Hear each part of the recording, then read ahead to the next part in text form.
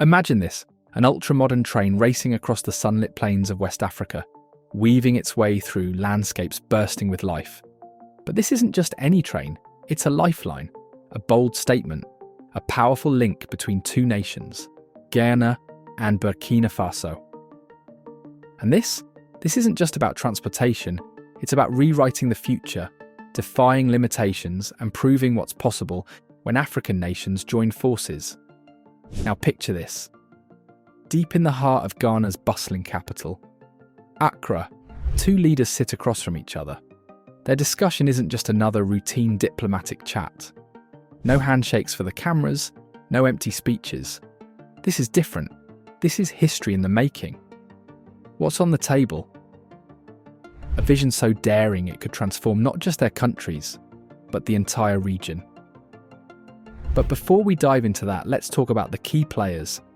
Ghana's former president, John Mahama, and Burkina Faso's leader, Captain Ibrahim Traore. Two men from two nations, each carrying the hopes of their people. So what brought them together? And why does this meeting matter so much? On the surface, it looks like just another high-profile discussion between neighbours.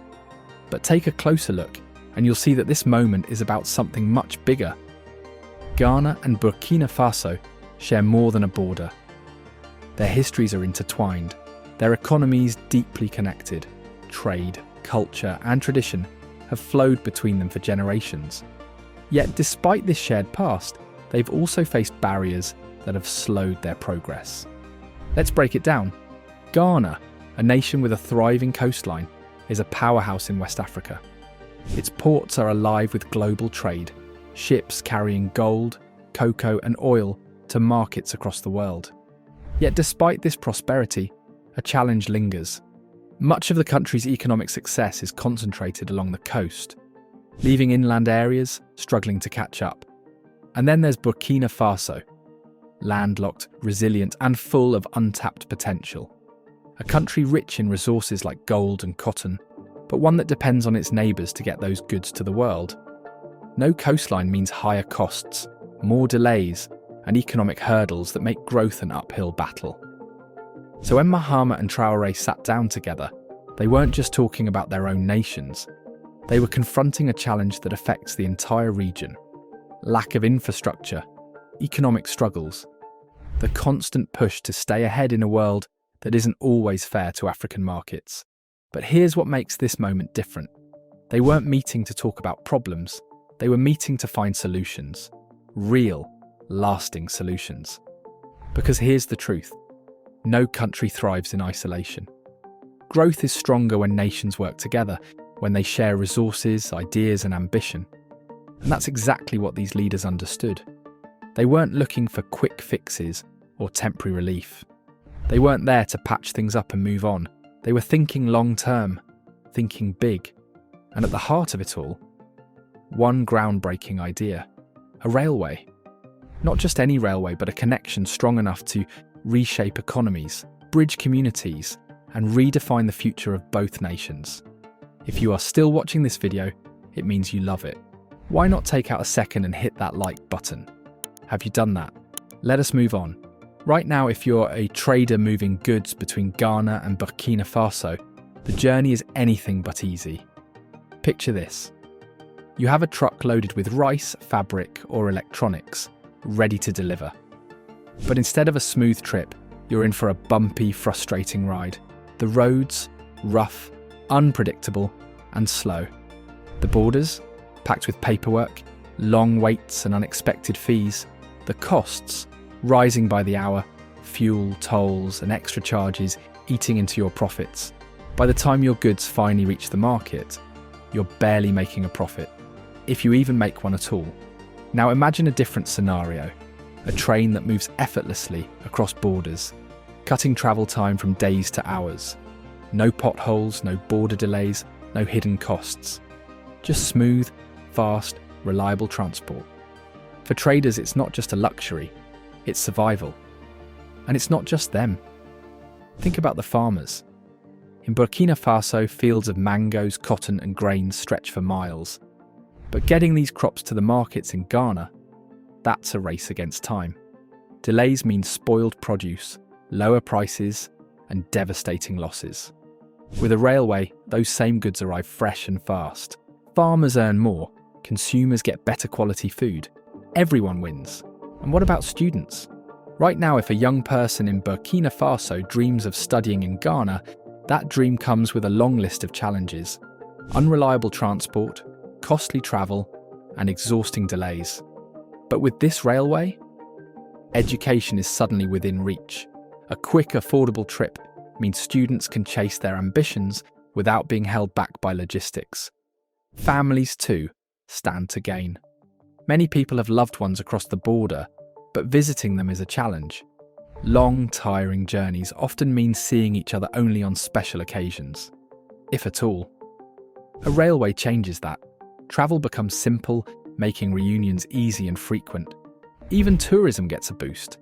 Ghana's stunning coastal forts, Accra's vibrant city life, Burkina Faso's breathtaking Sindhu peaks, and its rich cultural festivals. These experiences become more accessible, attracting visitors and strengthening both economies. But here's the real game changer. This railway isn't an isolated project. It's just one piece of a much bigger plan. During their discussions, the leaders didn't just talk about trains, they talked about education, expanding scholarships, launching student exchange programs, and building research partnerships. They talked about sports, not just as entertainment, but as a way to unite people. Imagine a football tournament where it's not Ghana versus Burkina Faso. It's both countries playing together, celebrating their shared future.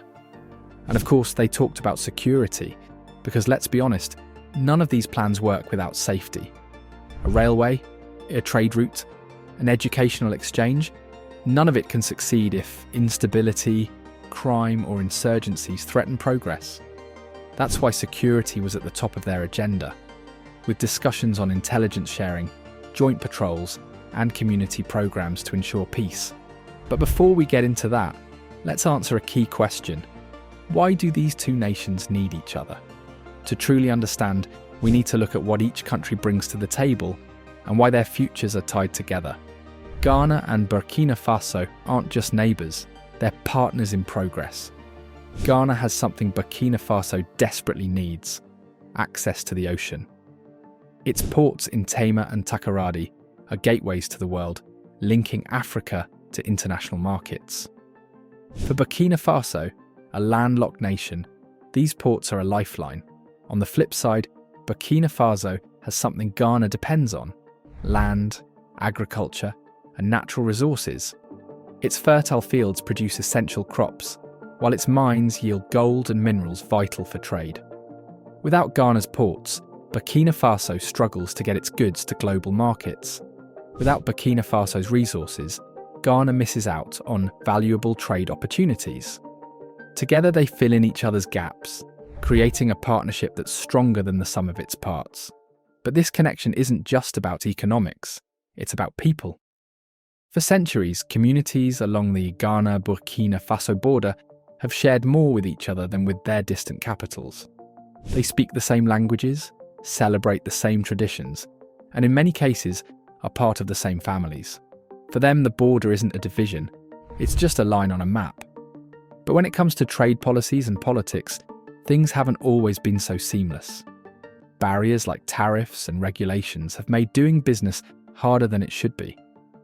Political shifts have sometimes slowed progress, and external pressures, from foreign powers to international financial organisations, have complicated regional efforts. So what makes this moment different? Why does this partnership feel like it's finally on the verge of something big? The answer lies in one crucial factor: focus and intent. Think about it.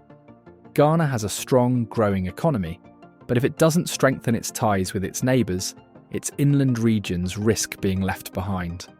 Burkina Faso has valuable resources, but without an easy way to reach the coast, it can't fully tap into its trade potential. Separately, they face challenges, but together, they're unlocking opportunities neither could achieve on their own. And here's the key: this isn't just about convenience. It's not about one country calling the shots while the other follows along. This is about trust. about two nations standing side by side, sharing knowledge, resources, and vision. And it doesn't stop with them. If this partnership works, it could inspire other African countries to break down barriers and collaborate in ways that reshape the entire continent. But here's where it gets even more interesting. The railway? That's just step one. There's a much bigger plan at play, and it goes beyond infrastructure. Ghana and Burkina Faso are thinking long-term, investing in the future in ways that will impact generations to come. Take education, for example. Imagine a student from Burkina Faso earning a scholarship to study in Ghana, gaining knowledge that they can bring back to transform their community. Or picture Ghanaian universities teaming up with Burkinabe researchers, solving problems together that affect the entire region. Then there's sports, something that might seem small at first, but has the power to unite like nothing else. New training facilities, regional tournaments, and talent development programs aren't just about competition. They're about creating a sense of pride, teamwork, and shared identity between the two nations. But let's be real. None of this happens without one critical thing: security. Both countries know the risks. They know that without stability, none of these plans will reach their full potential. That's why they're not just focused on building roads and railways, they're also strengthening their defence. Joint military training, intelligence sharing, and initiatives to tackle the root causes of conflict are all part of their strategy. Because security isn't just about preventing attacks, it's about creating an environment where businesses can grow, students can learn, and families can thrive. And here's the thing, this isn't some distant problem that only affects governments. For West Africa, the issue of security has been a defining challenge for decades. Picture a region where businesses thrive, families feel safe, and opportunities are within reach for everyone. That's the future Ghana and Burkina Faso are working toward. But before they can build it, they must tackle one of the biggest threats standing in their way: instability. For too long, insecurity has held back progress. Armed groups operating across the Sahel have turned once thriving communities into ghost towns. Violence forces people from their homes, disrupts trade routes, and makes it nearly impossible for businesses to grow. And it's not just about attacks and violence. The real danger lies in how these problems feed into a bigger cycle. Border areas, like those between Ghana and Burkina Faso, are especially vulnerable. These regions are often overlooked, making them easy targets for illegal activities like smuggling, human trafficking, and militant recruitment. Without strong government presence and economic opportunities, people living in these areas are left with few choices, and that's exactly what these groups exploit. At the same time, political instability makes things worse. When governments struggle with internal divisions or lack the resources to maintain control, it creates openings for extremist groups to spread their influence. And the result? A dangerous loop where insecurity fuels poverty, and poverty fuels even more insecurity. It becomes harder and harder to break free. But here's where things take a turn. Unlike others who simply react to these problems, Ghana and Burkina Faso are tackling them at the root. Of course, military cooperation is part of their plan. They're ramping up intelligence sharing, border patrols, and joint training exercises to strengthen their defences. But that's just one piece of the puzzle. Because here's the thing, guns alone don't stop extremism. Opportunity does. That's why Ghana and Burkina Faso are putting just as much energy into education, jobs, and community development. Think about education. Imagine you're a young person in a rural village. Schools are scarce, jobs are even scarcer, and you don't see a future for yourself. That's the reality many young people face, and extremist groups know it. They prey on those who feel forgotten, offering money, purpose, and a sense of belonging. By expanding access to quality education, these two nations are shutting that recruitment pipeline down. When young people have hope and opportunity, they don't need to turn to dangerous alternatives. But education alone isn't enough. If there are no jobs waiting on the other side, frustration builds. This is where infrastructure projects like the railway play a much bigger role than just transportation. Every mile of railway means jobs, not just for construction workers, but for engineers, farmers, traders, and business owners.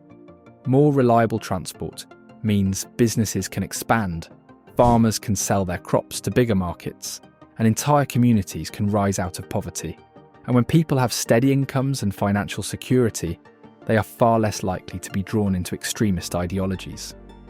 But stopping extremism isn't just about economics. It's also about connection. Insurgent groups thrive in places where people feel abandoned by their governments. Ghana and Burkina Faso are flipping the script by investing in local leadership, religious figures, and community programs that build trust between the people and the state. When communities feel supported, they work with their governments, not against them. And the impact of all this, it doesn't stop at national borders.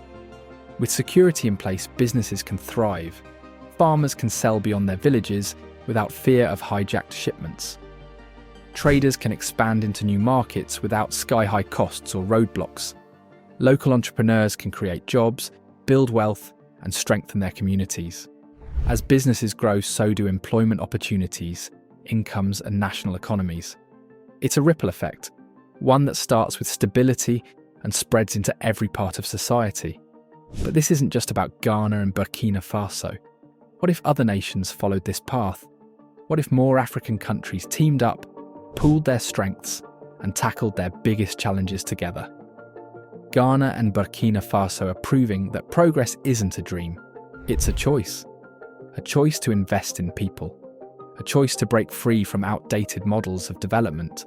A choice to lead, not follow. Now the real question is, should other African nations follow their lead? Is unity the key to unlocking Africa's true potential? Let us know what you think in the comments section below.